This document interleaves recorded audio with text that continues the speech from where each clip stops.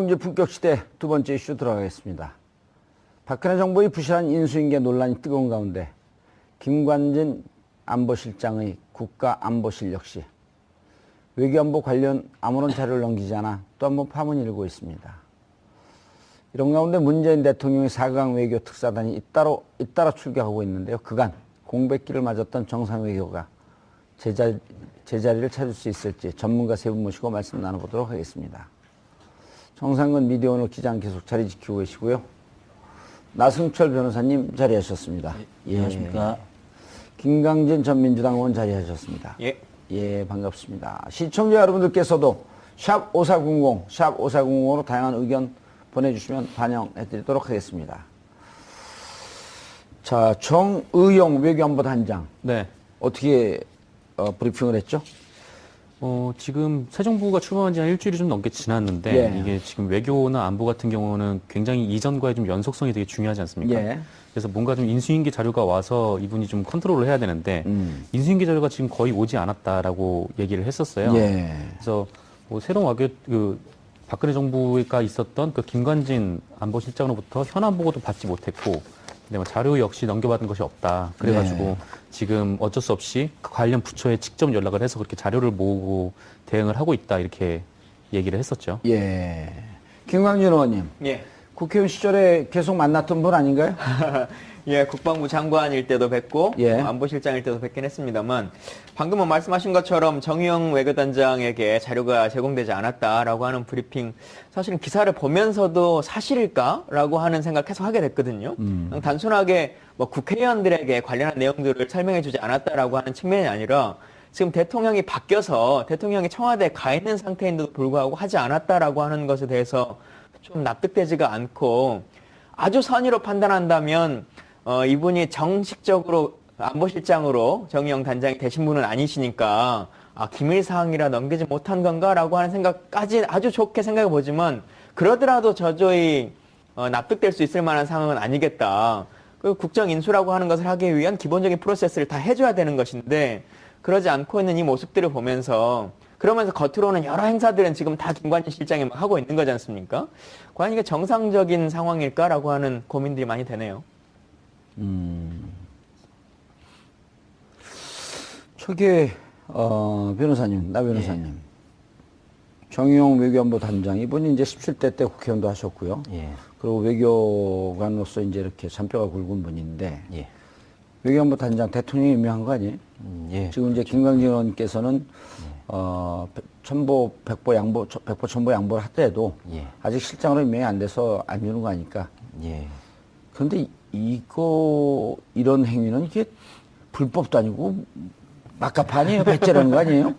이제 사실상 정치적인 제스처가 아닌가 이제 그런 예. 생각이 드는데 이제 워낙 그전 박근혜 정부와 지금 현 문재인 정부가 그 예. 외교 정책에 있어서 기조가 많이 다르니까 뭔가 불만을 지금 이제 애둘러서 표현을 하고 있는 게 아닐까 정도 싶을 정도로 이제 상당히 좀 의문이 가는데 이제 저는 한번 그런 생각도 해봅니다. 과거 이제 박근혜 정부에서 외교라든가 그런 것들이 어떤 국민적 합의 없이 공론화 과정 없이 굉장히 독단적이고 전격적으로 이루어졌던 면이 많았었습니다. 뭐 사드 배치 문제도 그랬고 위안부 합의 문제도 그랬습니다. 그래서 사실 지금 김관진 실장 입장에서도 뭐 별로 지금 전달할 게 없는 상황이 아닌가. 워낙 그 비선 실세와 대통령이 몇몇에 의해서 이루어졌기 때문에 지금 그런 상황이 아닐까 뭐 그런 의문까지 들 정도입니다. 예. 없는데 있는 척하고 좀 폼 잡는다 이런 건가요? 조금 근데 다르게 생각해서 보자면 없지는 않을 거라고 생각이 들어요. 예. 그리고 그동안 어찌 보면 그 외교안보 분야의 비선 실세로 계속적으로 역할을 했던 게 김관진 실장이었고 이명박 정부부터 박근혜 정부까지 연임해서 국방장관을 쭉 해왔고 최장기 국방부 장관 그렇죠. 했잖아요. 최장기 국방장관의 안보실장까지 쭉 해왔던 분이기 때문에 본인이 지금까지 모든 의사결정을 다 해왔죠. 예. 그리고 특히나 지금 외교안보에서 가장 중요한 이슈 중에 하나인 사드라고 하는 것에 있어서도 문재인 대통령이 후보 시절부터 계속 해왔던 것들이 지금은 내가 후보된 입장이기 때문에 관련한 자료들을 정확하게 보고받지 못한다. 그러니 대통령이 되면 관련한 합의문들이나 내용들을 보고 정상적으로 다시 결정하겠다라고 하고 있는 거지 않습니까? 근데 대통령이 되고 난 이후에도 지금 관련한 자료들을 주지 않고 있고 실제로 어떤 합의가 한미 간에 이루어진 것인지 우리가 예상하는 것처럼 뭐 이면 합의가 있는 것인지 이런 속내들을 다 보고를 해줘야 통수권자가 정상적인 결정을 할 것인데 지금 그러지 못하고 있게끔 만들고 있는 건 이건 정말 잘못된 일이죠. 아니 지금 그 많은 분들이 이명박 정권까지는 거슬러 올라가지 않더라도 벌써 그 언젠가 지난해 7월이죠. 일단 지난해 2월에 개성공단을 느닷없이 폐쇄했고 예. 개성공단 폐쇄도 오후 1시에 통보하고 5시에 나가라는 거 아닙니까? 그 업주들더러. 심지어는 거기 들어갔던 국정원 정보 관계자들이 2, 3일 정도 시간을 줘야 됩니다. 했는데도 그 사람들까지 내쫓으면서 예. 그때 우리가 갖고 있었던 모든 국가 기밀, 개성공단에 대한 우리가 판단했던 자료들 그걸 다 놓고 내려왔다는 거 아니에요? 그 문제, 7월에 결정하는 문제, 그다음 2월에 그 국방부 장관한테 대정부 질의하고 있네 2월 중순쯤에 이 사드 부품 어떻게 됩니까? 그러니까 모릅니다. 그러면서 그 야밤에 날라왔잖아요. 예. 괌에서. 그리고 얼마 전에 4월 6일인가요? 뭐 그때도 4월 16일, 26일이네요. 그때도 이거 어떻게 된 겁니까? 물어봤더니 이게 정권 그 대선 이후나 이거 들어올 것 같습니다. 그러더니 일주일 있다가 바로 들어오고 이런 게 전체 국민을 속였기 때문에 도대체 너네 그동안 뭔 짓을 한 거냐 이건 봐야 되는 거 아니에요? 봐야 되는 겁니다. 그리고 말씀하셨던 것처럼 그동안의 박근혜 정부는 행정부가 실제적으로 역할을 할 수 있도록 하지 않고 청와대가 거의 대부분의 역할을 다 했지 않습니까? 그래서 말씀하신 것처럼 국방장관이 사드가 결정되는 NSC에서도 회의에 참석하지 못했고 차관이 데리러 갔었던 상태에서 결정이 된 것이고요. 또 날라오고 있다라고 하는 부분도 실제로 아마 좀 몰랐을 수도 있겠다라고 하는 생각이 들 정도이거든요. 그러니까 김관진 실장 선에서 거의 모든 것들을 결정해버린 것이 아니냐라고 하고 있는 것인데 그래서 더더욱 이 내용들을 빨리 확인을 해야 예. 지금 뭐 외교 특사도 나가 있고 뭐 6월 달에 한미 정상회담도 예정돼 있습니다만 이런 걸 준비하기 위한 과정을 대통령과 통수권자에게 시간을 줘야죠. 나 변호사님 정말 이 대목에서 이게 나라냐? 이런 얘기 나오지 않아요? 이게 제가 예전에 그 변호사회 회장을 맡을 때도 그 제가 인수인계 보고서를 받으면 그게 한 100쪽 정도 됐어요. 변호사회 회장을 지내셨어요? 모르셨습니까? 슬그머니 깔때기 들어서 깜짝 놀랐네.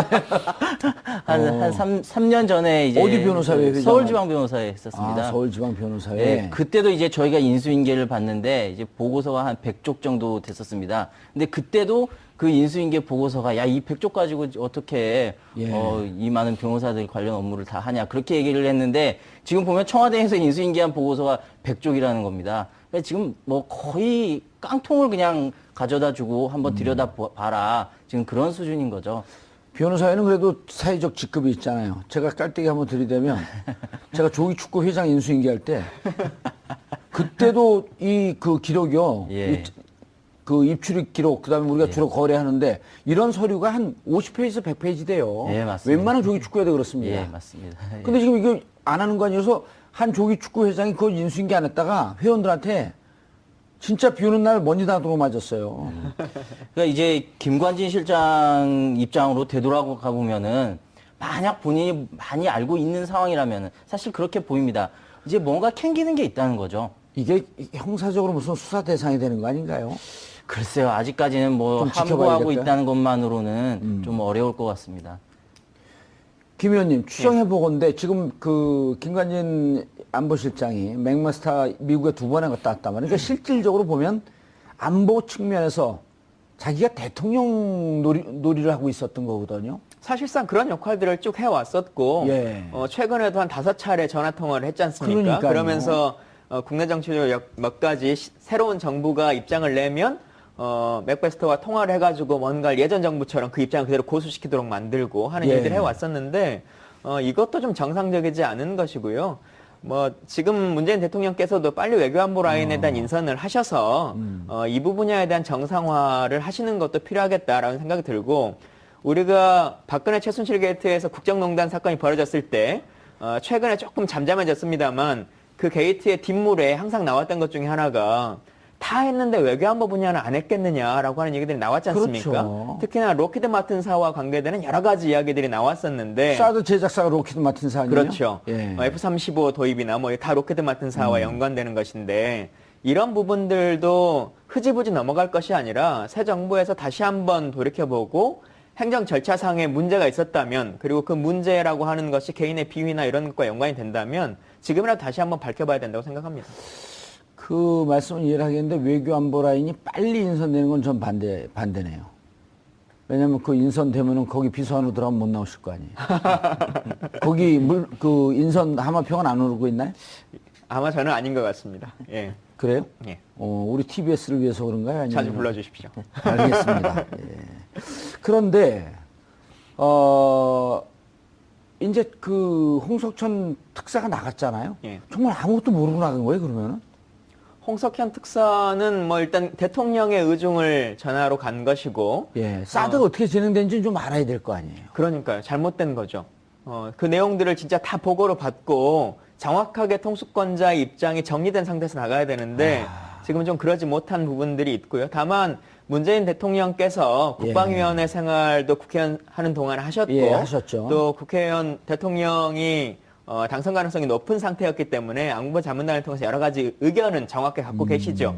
그래서 그 부분에 대해서는 뭐 크게 염려할 만한 것은 아니다라고 하는 생각은 들긴 합니다만은 국내 정치적으로 진짜 어떤 일들이 벌어졌는지에 대해서는 속 시원하게 얘기를 해야죠. 그리고 지금은 특사가 외교적인 역할들을 하기 때문에 공개적으로 다 말하지 못하는 부분들이 있다손 치더라도 대통령은 그 내용들을 다 아셔야 되는 것이 아주 정상적인 거 아니겠습니까? 그러면 김관진 실장이 보고를 해야 될 거 아니에요. 보고를 해야 되는 것이죠. 예. 정 기자님, 네.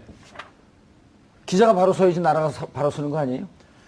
이런 분들 왜 이렇게 하라고 놔뒀어요? 뭐 저희는 그냥 놔두진 않았습니다만 딱히 저희 얘기를 이렇게 크게 들어주질 않아가지고. 그래요? 네. 계속 그 비판을 했나요? 뭐 저희 뭐 진보 언론들이야 뭐 대체로 계속 박근혜 정부에 대해서 비판을 했었죠. 네. 근데 뭐 사실 보수 언론이 그렇게 비판을 했어도 눈 하나 깜짝 안 하시던 분이었기 때문에 네. 뭐 저희 얘기를 뭐 잘 들으셨을지 모르겠네요. 특사, 무슨 얘기가 진행됐는지는 그 브리핑 한 것 이외에는 뭐 다시 그 취재나 이런 건 나오고 있는 건 없죠. 네.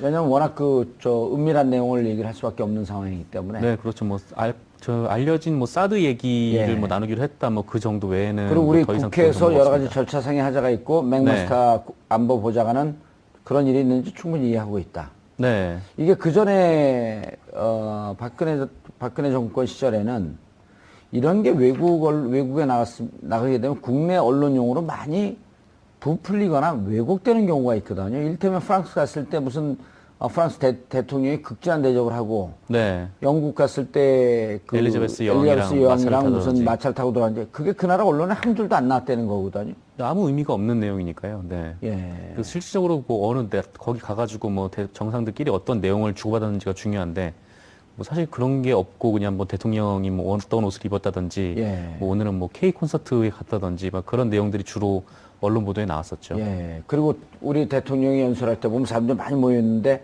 그 풀로 찍은 걸 보니까 뒤는 통통 비어 있고. 네.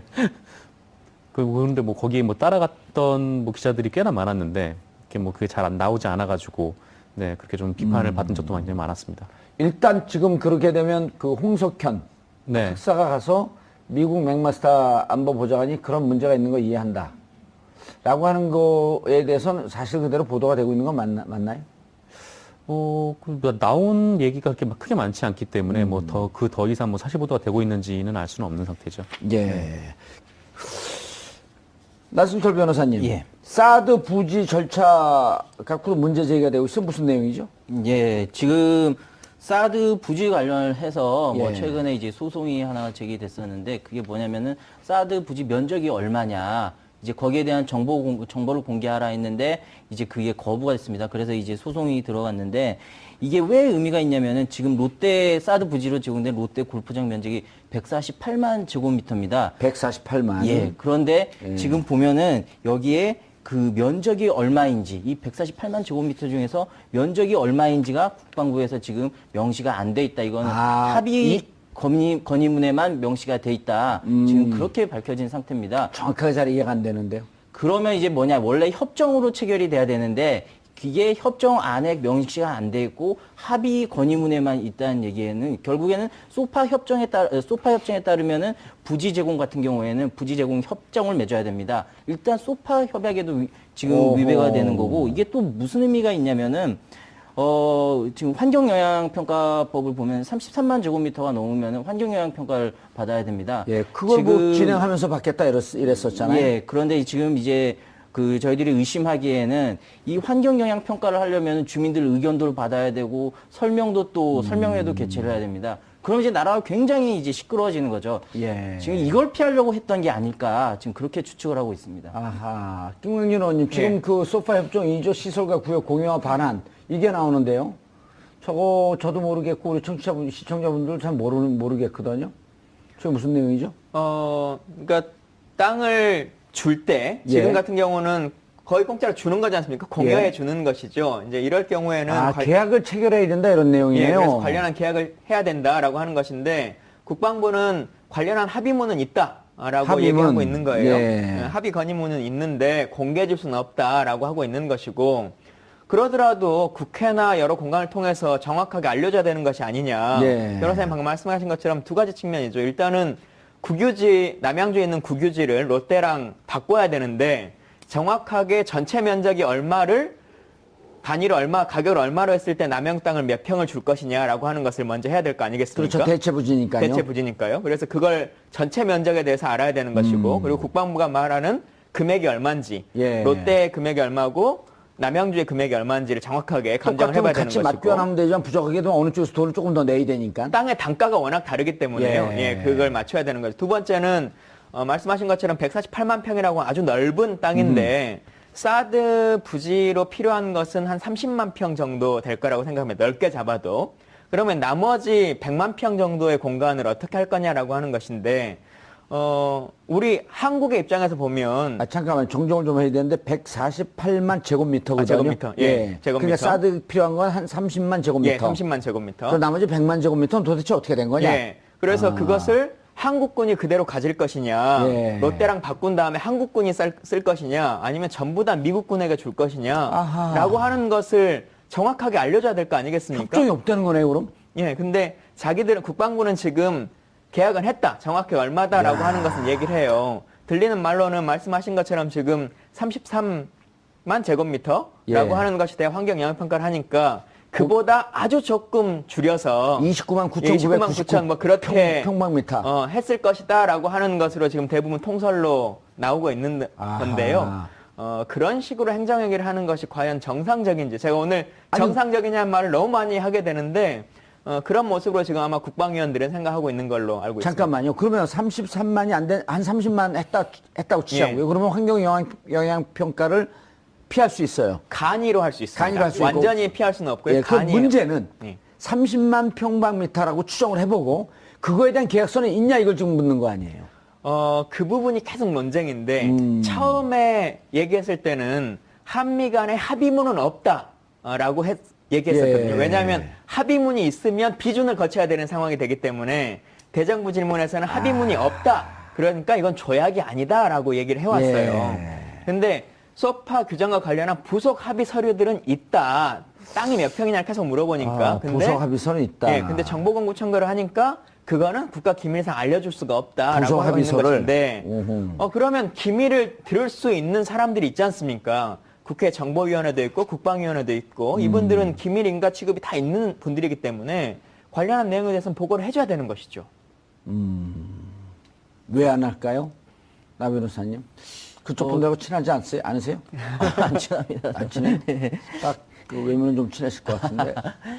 저희가 이제 추측할 때는 그렇습니다. 이게 만약에 뭐 구체적으로 비용이 얼마고 면적이 얼마고 이제 그게 다 나와버리면은 이제 헌법상 이게 사실상 조약이다 해가지고 헌법에 이렇게 돼 있습니다. 국가에게 예. 그 재정 부담을 지우는 내용 관련해서는 반드시 국회의 비준 동의를 거치도록 돼 있습니다. 그렇죠. 근데 이제 그걸 거치게 그러니까 되면은 그 꼼수를 피하려고 대체를 해버린 거 아니에요? 예, 그렇습니다. 그래서 그것 때문이 아닌가. 그래서 이번에 이제 문재인 대통령께서는 저는 굉장히 잘 짚었다고 생각을 하는데 사실 미국의 사드 배치 압력은 굉장히 강합니다. 그 미국 국익에 아주 핵심으로 평가를 받는데 이 압력을 견디기는 쉽지는 않은데 이 절차 문제를 짚음으로써 아니 우리 사드 배치를 반대하는 게 아니라 우리도 우리 내부에 절차가 있는데 이게 쉽지가 않다. 그거를 미국에 전달함으로써 우리가 버틸 수 있는 그런 이제 포인트를 잡은 거죠. 그래서 미국 쪽에 그런 부분을 전달한 것은 굉장히 잘된 부분이라고 봅니다. 근데 공여와 교환 대체부지라고 할 때도 예, 공여 교환 대체부지. 예, 여러 번 나왔습니다만 뭐 YRP 협정이라고 흔히 우리가 부르죠. 예. 용산에 있는 미군 기지를 평택으로 옮길 때 미군이 가지고 있는 땅을 한국군에 넘기면서 그걸 현무로 하고 그 돈만큼 다시 평택에 땅을 산 거 아니겠습니까? 그러니까 그런 상태에서도 우리가 YRP 협정을 다 맺었거든요. 국회 비준을 득했고. 그래서 YRP. YRP. 예, 그래서 무슨 뜻인가요, 이거는? 아마 용산 미군기지에 대한 공유부지 협정일 겁니다. 공유부지 근데, 협정. 그래 땅을 주고 팔고 하는 이런 협정을 쭉 맺은 그렇죠. 거죠. 그래서 지금 국방부가 말하고 있는 것처럼 이거 소파의 하부이기 때문에 특별하게 합의문을 만들 필요도 없고 조약도 아니고 국회 비준을 득할 필요가 없다라고 하는 논리는 역대 그런 전례들이 많이 남아있기 때문에요. 성립할 수가 없는 거죠. 그리고 말씀하셨던 것처럼 땅의 대토로 마련되는 비용뿐만 아니라 지금 트럼프 대통령이 맞다 아니다 지금 계속 설왕설래가 있습니다만 어쨌든 미국의 대통령이 직접적으로 관련해서 사드의 비용을 내라라고 하는 얘기도 했었고 그 문서를 12월에 보냈다는 거 아니에요? 예, 그리고 그것이 조금 논쟁이 되니까 조금 말을 바꿔서 그럼 방위비 분담금을 좀 올려야 되는 거 아니냐라고 하는 얘기를 계속 해왔지 않습니까? 그럼 결국은 한국군에게, 한국 정부에게 경제적인 비용이 가중되는 것인데 이 부분에 대해서는 고민을 해야 되는 것이고요. 또 하나는 중요한 것이 헌법상에 나와 있는 것으로 봤을 때도 국가의 전략 단위에 있어서 뭔가의 변경이 이루어질 때는 국회 비준을 구하도록 되어 있거든요. 근데 이것은 단순한 하나의 무기 체계를 들여오고 말고의 문제가 아니라 우리가 흔히 말해왔었던 미국의 MD 체제라고 하는 것 안에 들어갈 것이냐 말 것이냐라고 하는 것을 그러니까 한국군의 무기 체계와 전략 체계를 완전히 변동시켜야 되는 상황이기 때문에요. 예. 이 부분에 대해서는 국회의 비준을 구해야 된다라고 하는 것이 맞을 것입니다. 예. 이게 정 기자님. 네. 국방부 이제까지 우리가 의혹을 갖고 있었던 게 이제 현실화되는 거 아닌가 하는 느낌이 좀 들거든요. 사드 졸속으로 한 거 아니냐. 네. 말 알받게 하기 위해서 여러 가지 절차상의 하자가 있음에도 불구하고 밀어붙인 거 아니냐. 이런 문제제기를 계속했었잖아요. 그러니까 소리 못 내놓는 거 아니냐. 뭐 그렇게 점점 의심이 갈 수밖에 없는 상황인데 이게 너무 이상했잖아요. 지금까지 흘러온 과정들을 보면은 예. 뭐랄까 하여튼 처음에는 뭐 사드 배치는 뭐 산무원칙 그래가지고 뭐 예, 우리는 쓰리는 계획도 없어요. 없고 예. 네. 하여튼 뭐 그런 것도 없다고 하다가 갑자기 이거를 들여오게 됐고 또 이것도 뭐 대선 이후에나 이제 뭐 전개를 하겠다라는 그런 얘기를 하다가 또 갑자기 또 어느 날 새벽 기습적으로 설치를 하게 됐고 또 박근혜 대통령이 탄핵이 되고 공석인 상태에서 안보실장이 이렇게 그 미국 그 맥마스터하고 통화를 해가지고 2번씩이나 하고. 네, 예. 이렇게 일을 진행을 시켰다는 게 워낙 좀 이상하니까 게다가 또 지금 뭐 김관진 실장이 처음에는 뭐 사표를 냈다라는 3월에 그런 말이 흘러나왔다가 황교안 총리가 그거를 반려를 시켰는데 또 지금에 와서는 또 지금 뭐 나가지 못하는 상황일 수도 있겠지만 네, 지금은 또 안 나가는 상황 아닙니까? 그래서 혹시 저기서 뭐를 하고 계시나라는 그런 의심이 좀 생길 수밖에 없는 그런 생각이 좀 드는 거죠. 네. 나 변호사님, 이거 어떻게든지 예를 들어서 지금 이게 이제 보니까요. 우리 듣는 시청자분들도 헷갈릴 것 같고, 예. 말씀하시는 분들도 워낙 이게 구멍이 듬성듬성 나갔고, 예. 이게 조약이 하나의 물고 늘어지게 되면 그러면 조금 지나다 보면은 진영 논리로 싸움이 번지고 있고, 예. 그냥 차근히 짚을 수 있는 과정이 없었는데, 문재인 대통령께서는 절차상의 문제를 얘기했었단 말이에요. 이게 예, 그렇습니다. 정말 아까 김광진 의원님이 말씀하신 그런 조약이냐 아니냐라고 하는 문제에 하자가 있다라고 한다면 일단 공개를 해놓은 상태에서 그럼 이게 또 필요한지 여부에 대해서 MD 체제냐 아니냐라고 하는 거에 대해서 국민들에게 충분히 설명하고 공청회 겪고 이런 절차를 오랫동안 하고 그 다음에 정 필요하다라고 한다면 다소 소수 의견 반대 의견이 있더라도 이건 해야 되겠다. 여기까지 오는 과정도 지난한 과정 아니에요? 예, 그렇습니다. 근데 이걸 안 거치고 국민들의 의견을 무시하고 안보 사이드에 있는 안보실장을 준수해서 밀어붙였단 말이에요. 예. 그러니까 국민들은 이런 분들 가만 이게 예를 들어 동네에서 무슨 조그만 뭐 결정할 때도 이러면 그런 분들 감옥 가요. 예, 그렇죠. 지금 이제 뭐 그 자기 박근혜 얘기하다가 누가 대통령의 뭐라고 그러면은 누가 뭐라고 감옥 가고 싶어 그러면은 훔쳐 못하는 거 아니에요, 그게. 그 박근혜 대통령의 스타일이 여실히 드러났죠. 이제 자신은 왕이고 그리고 국민들은 뭐 왕의 명령에 따라야 할 뭐 진짜 하찮은 이제 뭐 백성이다. 이제 그런 관점, 그 관점이 그대로 드러나서 뭐 내가 들어오는 걸로 하면은 들어오는 거지 뭐 거기에 대해서 토를 다냐. 그런 독선적인 관점이 지금 아주 강하게 반영된 그런 사례입니다. 그 부분에 대해서 이제 국민들이 대체로 이해하고 어떻게 풀어야 됩니까, 그럼 이거를? 글쎄요, 해법을 뭐 주셔야죠, 이게 이 해법이 이 자리에서 나올 수 있는 거라고 생각은 안 되지만은 이제 제가 저 나올 볼 수 때- 있을 것 같은데 최고의 전문가가 와 있는데. 그렇습니까? 예. 근데 이제 제가 볼 때는 그렇습니다. 이게 아까 말씀드렸다시피 미국의 압력도 상당하고 또 중국의 압력 역시 상당합니다. 여기에서 예. 제가 볼 때는 우리 정부가 해야 될 일은 저는 그렇게 생각합니다. 정부는 최선의 상황을 가정을 하고 일을 하면 안 됩니다. 정부는 아무리 상황이 좋아도 최악을 가정을 하고 일을 해야 되는데 우리는 여러 가지 시나리오를 만들어서 만약에 우리가 사드를 배치를 할 수밖에 없는 그런 상황에서 어떻게 할 것인가 거기에 따라서 시나리오를 배치를 하면서 시나리오를 설정을 하면서 미국에 대해서는 이제 절차 문제를 강조를 하면서 이제 우리가 전략을 짜고 중국에 대해서는 북핵 때문에 어쩔 수 없는 거 아니었냐. 너희들이 도와주면은 우리도 이 문제를 제고해 볼 수 있다. 이런 관점으로 해가지고 충분하게 설득을 하고 시간을 가져가면서 우리도 얻을 건 다 얻어내야 된다는 거죠. 예. 김 의원님. 예. 그런데 이제 이게 사드가 북핵을 막을 수 있냐? 북핵 맞는데 유용하냐? 아니 그럼 사드 배치 여부를 어떻게 할 거냐? 여기까지 저는 가기 전에 대통령께서도 그 얘기를 했고 홍석현 그 특사도 그 얘기를 했을 것으로 보이는데 이 결정되는 절차까지 가는 과정의 민주주의를 좀 지켰으면 좋겠다. 그런 거 아니에요? 지금은 국민 의견을 완전히 무시하고 진행됐으니 배치 여부, 유용성 여부 이런 건 좀 이따 따지고 자 미국에서 그 배치하자고 하냐 그러면 좋다. 배치 찬성하냐 반대하냐 그럼 부지는 어떻게 할 것이냐 그럼 유용성은 누가 따지면서 이 논의 과정을 좀 거쳐야 되는 거 아닌가요? 예, 맞습니다. 그게 단순하게 국회 비준이 아니냐라고 하는 것만 있는 것이 아니라 앞서 잠깐 말씀드렸습니다만 이 무기 체계라고 하는 것이 단순하게 이 하나만으로의 효용성을 논하기는 참 쉽지 않습니다. 사드 체계라고 하는 예. 것이. 근데 얼마 전에 대통령이 합참에 순식하셔서 우리의 KAMD 체제도 빨리 조기화할 수 있으면 좋겠다라고 하는 말씀하셨지 않습니까? 한국형 MD라고 하는 그렇죠. 것이죠. 근데 우리는 그동안 KAMD와 킬체인이라고 하는 이 두 개의 축으로 예. 북핵을 대비하겠다라고 하는 것으로 수십조 원의 예산을 투여하고 있는 것인데 그러면 그거는 그거대로 가면서 MD 체제로 갈 것이냐, 병행할 수 있을 것이냐, 병행할 만큼의 경제적인 부담은 가능할 것이냐, 예. 혹은 효용성은 있는 것이냐라고 하는 논의들이 있어야 되는 것이죠. 아주 합리적으로 국방부 안에서도. 근데 그런 논의 없이 그냥 그거는 그대로 가고 또 이거는 이거대로 가자. 누가 시키니까 위에서 압력을 행사하니까 라고 하는 것도 일단 행정적으로 맞지 않고 예. 그걸 받아들이는 과정에 있어서 국민의 동의를 얼마나 구했느냐. 물론 군사 무기이기 때문에요. 국민 모두가 생각하는 그 효용성의 방식과는 전문가들 생각과는 좀 다를 수는 있을 예. 것입니다.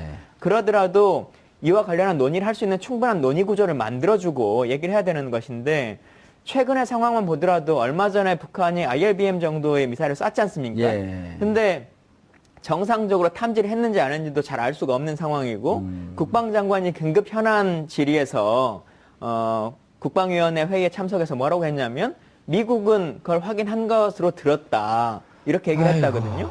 그럼 과연 이것은 한국 국방장관도 그냥 전해 들은 정도의 수준으로 사용할 수 있는 무기라면 실제로 우리에게 어느 정도의 도움이 되는 무기일 것이냐라고 하는 것이 불명확하고요. 또 예. 그와 연관돼서 보자면 이게 도입된다 손 치더라도 실제 버튼을 누가 누를 수 있는 것인지 지금 이 시간까지 결정 내려지지 않고 있습니다. 누구에게 통솔권이 있는 것인지. 예. 근데 이런 부속적인 절차들도 세부적으로 다 논의를 실무적으로 한 이후에 예. 국회든 국민이든 이러이러한 상황인데 이렇게 할 때 예산은 어떻게 들 것이고 추가적으로 들 것이고 예.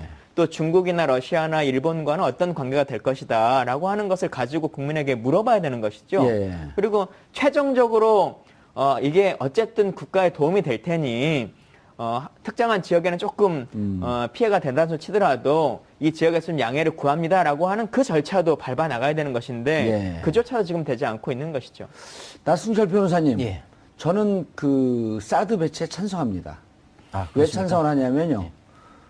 사드는 이제 엑스밴드 레이더하고 48개의 미사일로 구성되어 있잖아요. 예. 저는 북한의 전쟁 전략에 대해서 신뢰합니다. 뭐냐면 일단 사드가 요격하게 정확하게 정면에서 이렇게 공격할 것 같아요. 그래서 48발씩 쏠 겁니다. 48발 딱 쏘고 리로딩. 재장전하는데 30분 걸리니까 35분 내지 40분을 기다려준 다음 또 쏠 거예요. 그냥 전 사드 배치하는 건 찬성합니다. 그런데 정확히는 24발 쏠 겁니다. 24발 왜냐하면 쏘나요? 사드는 혹시 몰라서 2발씩 쏘도록 돼 있거든요. 두 발씩. 그럼 그 입장을 좀 바꿀게요. 북한이 24발씩 발사할 거예요. 두 대다 하나씩 맞춰야 되니까. 그거 이제 40분 기다렸다 또 쏘고. 자, 이렇게 찬성을 하는데, 예. 찬성을 하는 저한테도 아무 이유도 없이, 느닷없이 갖다가 배치하는 건 저는 좀 불안해요. 우리 세금이 많이 나갈 것 같고, 돈은 누가 내는지 궁금하고. 예. 그건 좀 따져봐야 되는 거 아니에요? 맞습니다. 이게 뭐 법치주의라는 게 예. 뭐 여러 가지 의미로 쓰이지만 사실 그 절차적 정당성이 굉장히 중요하거든요. 예. 아무리 국가가 정부가 이러이러한 행위가 맞다고 하더라도 그 절차를 갖추지 않으면은 법원에서는 그거를 취소를 시킵니다. 그 절차에 하자가 있다는 그 이유 하나만으로도. 그런데 뭐 지금 이게 실제로 어떤 법을 위반을 했는지는 뭐 좀 따져봐야겠지만은 이 사드 배치 이 자체에 아무런 논의 과정도 없다는 그 자체로도 사실 굉장히 하자가 있는 걸로 볼 수가 있습니다. 예. 정말 이게 나라냐라면서 촛불을 들었던 국민들 스스로 우리가 너무 나라를 폄훼하는 거 아니야?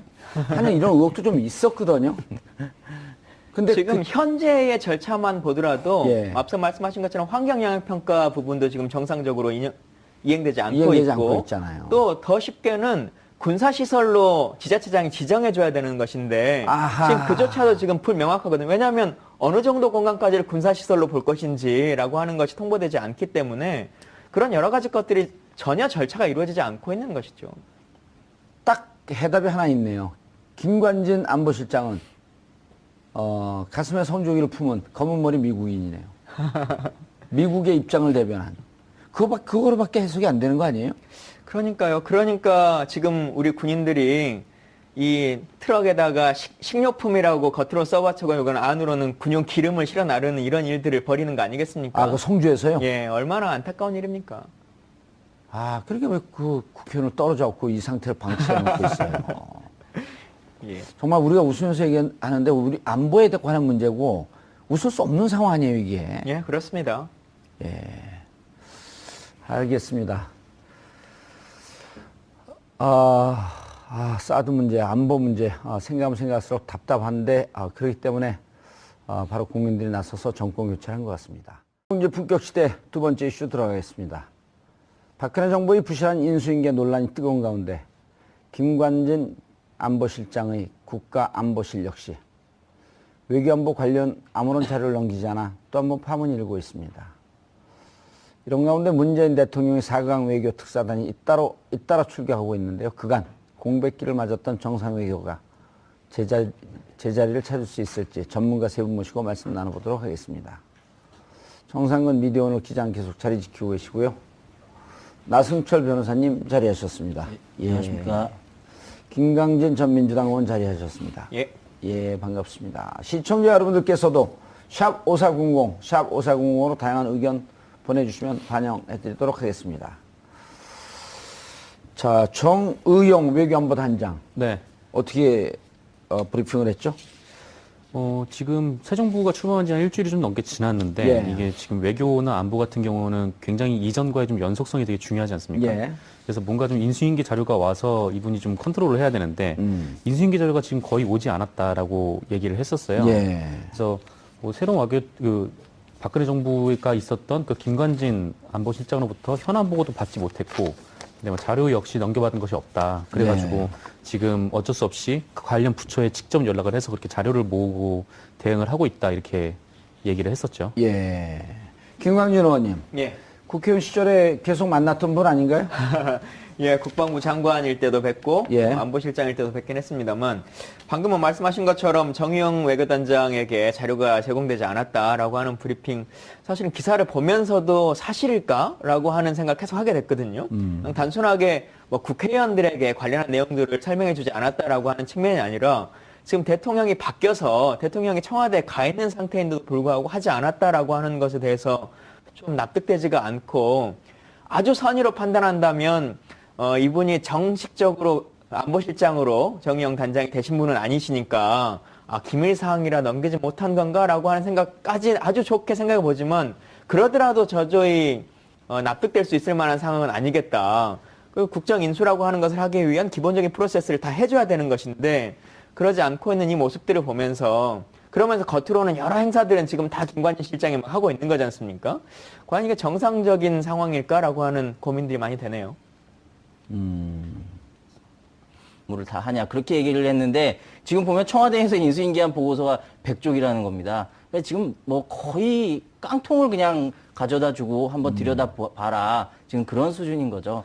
변호사에는 그래도 사회적 직급이 있잖아요. 제가 깔때기 한번 들이대면 제가 조기축구 회장 인수인계할 때 그때도 그 기록이요. 예. 그 입출입 기록, 그다음에 우리가 주로 거래하는데 이런 서류가 한 50페이지에서 100페이지 돼요. 예, 맞습니다. 웬만한 조기축구회도 그렇습니다. 예, 맞습니다. 예. 근데 지금 이거 안 하는 거 아니어서 한 조기축구 회장이 그걸 인수인계 안 했다가 회원들한테 진짜 비 오는 날 먼지 다 도로 맞았어요. 그러니까 이제 김관진 실장 입장으로 되돌아가 보면은 만약 본인이 많이 알고 있는 상황이라면은 사실 그렇게 보입니다. 이제 뭔가 캥기는 게 있다는 거죠. 이게 형사적으로 무슨 수사 대상이 되는 거 아닌가요? 글쎄요, 아직까지는 뭐 좀 함구하고 지켜봐야겠다. 있다는 것만으로는 좀 어려울 것 같습니다. 김 의원님, 추정해 보건데 지금 그 김관진 안보실장이 맥마스터 미국에 2번에 갔다 왔단 말이에요. 그러니까 실질적으로 보면 안보 측면에서 자기가 대통령 놀이를 하고 있었던 거거든요. 사실상 그런 역할들을 쭉 해왔었고 예. 최근에도 한 5차례 전화통화를 했지 않습니까? 그러니까요. 그러면서 국내 정치적으로 몇 가지 새로운 정부가 입장을 내면 맥베스터와 통화를 해가지고 뭔가 예전 정부처럼 그 입장을 그대로 고수시키도록 만들고 하는 예. 일들을 해왔었는데 이것도 좀 정상적이지 않은 것이고요. 뭐 지금 문재인 대통령께서도 빨리 외교안보 라인에 대한 인선을 하셔서 이 분야에 대한 정상화를 하시는 것도 필요하겠다라는 생각이 들고 우리가 박근혜 최순실 게이트에서 국정농단 사건이 벌어졌을 때 최근에 조금 잠잠해졌습니다만 그 게이트의 뒷물에 항상 나왔던 것 중에 하나가 다 했는데 외교안보 분야는 안 했겠느냐라고 하는 얘기들이 나왔지 않습니까? 그렇죠. 특히나 로키드 마틴사와 관계되는 여러 가지 이야기들이 나왔었는데 사드 제작사가 로키드 마틴사 아니에요? 그렇죠. 예. F-35 도입이나 뭐 다 로키드 마틴사와 연관되는 것인데 이런 부분들도 흐지부지 넘어갈 것이 아니라 새 정부에서 다시 한번 돌이켜보고 행정 절차상의 문제가 있었다면 그리고 그 문제라고 하는 것이 개인의 비위나 이런 것과 연관이 된다면 지금이라도 다시 한번 밝혀봐야 된다고 생각합니다. 그 말씀은 이해를 하겠는데 외교안보 라인이 빨리 인선되는 건 전 반대네요. 왜냐면 그 인선되면은 거기 비서관으로 들어가면 못 나오실 거 아니에요. 거기 그 인선 하마평은 안 오르고 있나요? 아마 저는 아닌 것 같습니다. 예. 그래요? 예. 우리 TBS를 위해 많은 분들이 이명박 정권까지는 거슬러 올라가지 않더라도 벌써 그 언젠가 지난해 7월이죠. 일단 지난해 2월에 개성공단을 느닷없이 폐쇄했고 예. 개성공단 폐쇄도 오후 1시에 통보하고 5시에 나가라는 거 아닙니까? 그 업주들더러. 심지어는 거기 들어갔던 국정원 정보 관계자들이 2, 3일 정도 시간을 줘야 됩니다. 했는데도 그 사람들까지 내쫓으면서 예. 그때 우리가 갖고 있었던 모든 국가 기밀, 개성공단에 대한 우리가 판단했던 자료들 그걸 다 놓고 내려왔다는 거 아니에요? 그 문제, 7월에 결정하는 문제. 그다음 2월에 그 국방부 장관한테 대정부 질의하고 있네 2월 중순쯤에. 이거 사드 부품 어떻게 됩니까? 그러니까 모릅니다. 그러면서 그 야밤에 날라왔잖아요. 예. 괌에서. 그리고 얼마 전에 4월 6일인가요? 뭐 그때도 4월 16일, 26일이네요. 그때도 이거 어떻게 된 겁니까? 물어봤더니 이게 정권 그 대선 이후나 이거 들어올 것 같습니다. 그러더니 일주일 있다가 바로 들어오고 이런 게 전체 국민을 속였기 때문에 도대체 너네 그동안 뭔 짓을 한 거냐 이건 봐야 되는 거 아니에요? 봐야 되는 겁니다. 그리고 말씀하셨던 것처럼 그동안의 박근혜 정부는 행정부가 실제적으로 역할을 할 수 있도록 하지 않고 청와대가 거의 대부분의 역할을 다 했지 그렇죠. 않습니까? 그래서 말씀하신 것처럼 국방장관이 사드가 결정되는 NSC에서도 회의에 참석하지 못했고 차관이 데리러 갔었던 상태에서 결정이 된 것이고요. 또 날라오고 있다라고 하는 부분도 실제로 아마 좀 몰랐을 수도 있겠다라고 하는 생각이 들 정도이거든요. 그러니까 김관진 실장 선에서 거의 모든 것들을 결정해버리는 것이 아니냐라고 하고 있는 것인데 그래서 더더욱 이 내용들을 빨리 확인을 해야 예. 지금 뭐 외교 특사도 나가 있고 뭐 6월 달에 한미 정상회담도 예정돼 있습니다만 이런 걸 준비하기 위한 과정을 대통령과 통수권자에게 시간을 줘야죠. 나 변호사님 정말 이 대목에서 이게 나라냐? 이런 얘기 나오지 않아요? 이게 뭐 제가 예전에 그 이제 변호사회 회장을 맡을 때도 그 제가 인수인계 보고서를 받으면 그게 한 100쪽 정도 됐어요. 변호사회 회장을 지내셨어요? 아, 모르셨습니까? 슬그머니 깔때기 들어서 깜짝 놀랐네. 한 3년 전에 이제 어디 변호사회 회장? 서울지방변호사회 했었습니다. 서울지방변호사회. 네, 그때도 이제 저희가 인수인계를 봤는데 이제 보고서가 한 100쪽 정도 됐었습니다. 근데 그때도 그 인수인계 보고서가 야, 이 100쪽 가지고 어떻게 이 많은 변호사들 관련 업무 저기 변호사님, 나 변호사님. 정의용 외교안보 단장 이분이 이제 17대 때 국회의원도 하셨고요. 예. 그리고 외교관으로서 이제 이렇게 잔뼈가 굵은 분인데 예. 외교안보 단장 대통령이 임명한 거 아니에요? 예. 지금 이제 김광진 의원께서는 천보 백보 양보 백보 천보 양보를 하더라도 예. 아직 실장으로 임명이 안 돼서 안 주는 거 아니까. 예. 그런데 이런 행위는 이게 불법도 아니고 막가파 아니에요? 배째라는 거 아니에요? 이제 사실상 정치적인 제스처가 아닌가 이제 그런 예. 생각이 드는데 이제 워낙 그전 박근혜 정부와 지금 현 문재인 정부가 그 외교 정책에 있어서 기조가 많이 다르니까 뭔가 불만을 지금 이제 애둘러서 표현을 하고 있는 게 아닐까 정도 싶을 정도로 이제 상당히 좀 의문이 가는데 이제 저는 한번 그런 생각도 해봅니다. 과거 이제 박근혜 정부에서 외교라든가 그런 것들이 어떤 국민적 합의 없이 공론화 과정 없이 굉장히 독단적이고 전격적으로 이루어졌던 면이 많았었습니다. 뭐 사드 배치 문제도 그랬고 위안부 합의 문제도 그랬습니다. 그래서 사실 지금 김관진 실장 입장에서도 뭐 별로 지금 전달할 게 없는 상황이 아닌가. 워낙 그 비선 실세와 대통령의 몇몇에 의해서 이루어졌기 때문에 지금 그런 상황이 아닐까 뭐 그런 의문까지 들 정도입니다. 예. 없는데 있는 척하고 좀 폼 잡는다 이런 건가요? 조금 근데 다르게 생각해서 보자면 없지는 않을 거라고 생각이 들어요. 예. 그리고 그동안 어찌 보면 그 외교안보 분야의 비선 실세로 계속적으로 역할을 했던 게 김관진 실장이었고 이명박 정부부터 박근혜 정부까지 연임해서 국방장관을 쭉 해왔고 최장기 국방부 장관 그렇죠. 했잖아요. 최장기 국방장관의 안보실장까지 쭉 해왔던 분이기 때문에 본인이 지금까지 모든 의사결정을 다 해왔죠. 예. 그리고 특히나 지금 외교안보에서 가장 중요한 이슈 중에 하나인 사드라고 하는 것에 있어서도 문재인 대통령이 후보 시절부터 계속 해왔던 것들이 지금은 내가 후보된 입장이기 때문에 관련한 자료들을 정확하게 보고받지 못한다. 그러니 대통령이 되면 관련한 합의문들이나 내용들을 보고 정상적으로 다시 결정하겠다라고 하고 있는 거지 않습니까? 근데 대통령이 되고 난 이후에도 지금 관련한 자료들을 주지 않고 있고 실제로 어떤 합의가 한미 간에 이루어진 것인지 우리가 예상하는 것처럼 뭐 이면 합의가 있는 것인지 이런 속내들을 다 보고를 해줘야 통수권자가 정상적인 결정을 할 것인데 지금 그러지 못하고 있게끔 만들고 있는 건 이건 정말 잘못된 일이죠. 아니 지금 그래서 그런가요? 아니면 자주 불러주십시오. 알겠습니다. 예. 그런데 이제 그 홍석천 특사가 나갔잖아요. 예. 정말 아무것도 모르고 나간 거예요, 그러면은? 홍석현 특사는 뭐 일단 대통령의 의중을 전하러 간 것이고 예. 사드가 어떻게 진행된지 좀 알아야 될 거 아니에요. 그러니까요. 잘못된 거죠. 그 내용들을 진짜 다 보고를 받고 정확하게 통수권자의 입장이 정리된 상태에서 나가야 되는데 지금 좀 그러지 못한 부분들이 있고요. 다만 문재인 대통령께서 국방위원회 생활도 국회의원 하는 동안 하셨고 예, 하셨죠. 또 국회의원 대통령이 당선 가능성이 높은 상태였기 때문에 안보 자문단을 통해서 여러 가지 의견은 정확히 갖고 계시죠. 그래서 그 부분에 대해서는 뭐 크게 염려할 만한 것은 아니다라고 하는 생각은 듭니다 합니다만은 국내 정치적으로 진짜 어떤 일들이 벌어졌는지에 대해서는 속 시원하게 얘기를 해야죠. 그리고 지금은 특사가 외교적인 역할들을 하기 때문에 공개적으로 다 말하지 못하는 부분들이 있다손 치더라도 대통령은 그 내용들을 다 아셔야 되는 것이 아주 정상적인 거 아니겠습니까? 그러려면 김관진 실장이 보고를 해야 될 거 아니에요. 보고를 해야 되는 것이죠. 예. 정 기자님, 네. 기자가 바로 서야지 나라가 바로 서는 거 아니에요? 이런 분들 왜 이렇게 하라고 놔뒀어요?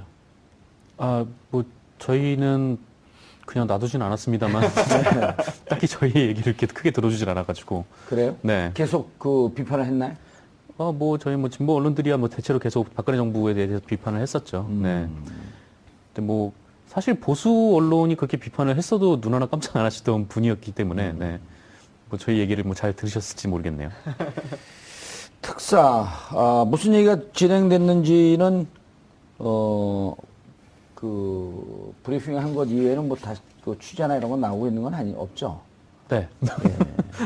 왜냐면 워낙 은밀한 내용을 얘기를 할 수밖에 없는 상황이기 때문에. 네, 그렇죠. 뭐 알려진 뭐 사드 얘기를 예. 뭐 나누기로 했다 뭐 그 정도 외에는 그리고 우리 더 이상 국회에서 그런 여러 건 가지 없습니다. 절차상의 하자가 있고, 맥마스터 안보보좌관은 그런 일이 있는지 충분히 이해하고 있다. 네. 이게 그 전에, 박근혜 정권 시절에는 이런 게 외국에 나가게 되면 국내 언론용으로 많이 부풀리거나 왜곡되는 경우가 있거든요. 이를테면 프랑스 갔을 때 무슨 프랑스 대통령이 극진한 대접을 하고 네. 영국 갔을 때 그 엘리자베스 여왕이랑 여왕이랑 무슨 마차를 마차를 타고 들어왔는데 그게 그 나라 언론에 한 줄도 안 나왔다는 거거든요. 아무 의미가 없는